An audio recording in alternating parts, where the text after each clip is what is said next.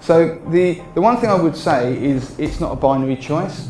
So we have got to the point in the UK where we love to own property, and it's something that's passed down from our parents and previous generations, and I understand that because of the safety element. I own my own house, but it doesn't have to be one or the other.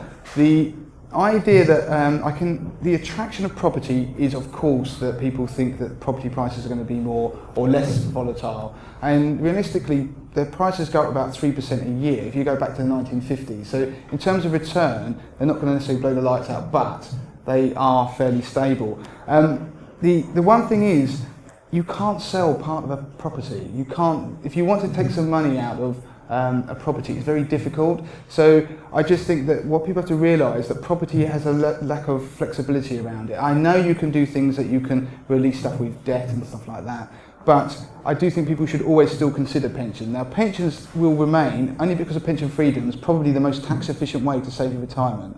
And you can invest in loads of assets, not just one.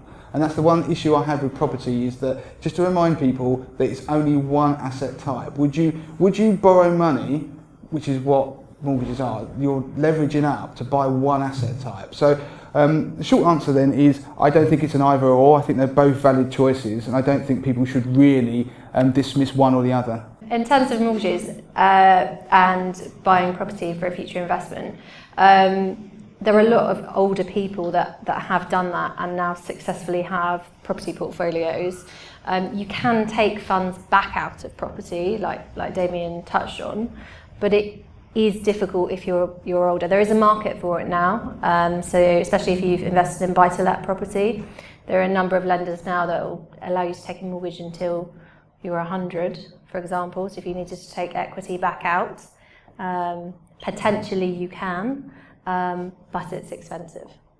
So you'd have to have a good think about whether you want to tie up all of your funds in property, essentially, before doing it. One caveat about pensions, as much as they have those tax benefits, the government does love to change the rules on them, as we've seen many a time. So if you put your money in the pension, there is that thing that the next government could change the rules so those freedoms disappear. So you have to bear that in mind. And it's the same with most types of investment, the rules can change. So pensions are liable to change, because we've seen them being changed by a number of governments.